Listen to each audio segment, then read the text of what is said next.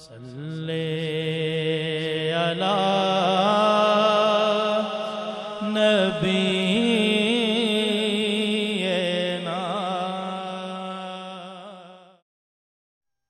نبی اکرم صلی اللہ علیہ وآلہ وسلم نے ارشاد فرمایا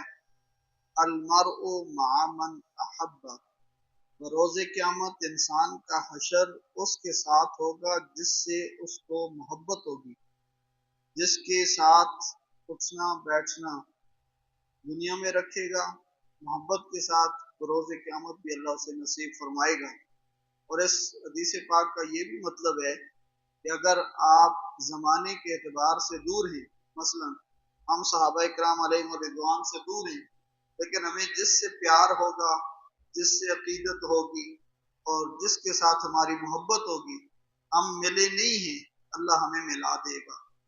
آپ صلی اللہ علیہ وسلم فرمایا دو اللہ کی رضا کے لیے محبت کرنے والے اگر ایک مشرق میں ہے ایک مغرب میں ہے، دنیا میں نہیں مل سکے،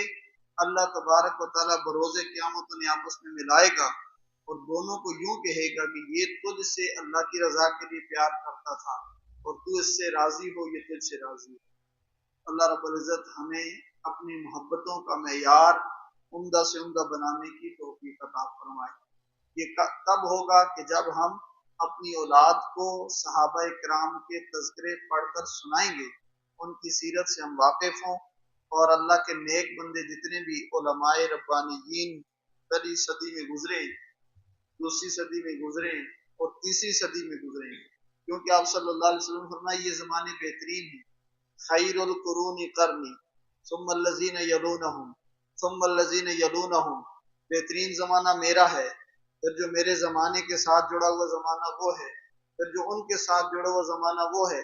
یعنی آپ صلی اللہ علیہ وسلم، آپ کے صحابہ کائنات میں عمدہ ترین لوگ ہیں، پھر ان کے تابعین عمدہ ترین لوگ ہیں، اور پھر ان کے بعد اتباع التابعین، یہ تین صدیوں کے جو بزرگ ہیں، ان کے واقعات ہماری بحیثیت مسلمان ہمیں اپنی نسلوں تک منتقل کرنے ہیں۔ اللہ تبارک و تعالی ہم سب کا حامی و ناصر ہو اور ہمیں اپنے اسلاف سے محبت و پیار کی توفیق عطا فرمائے۔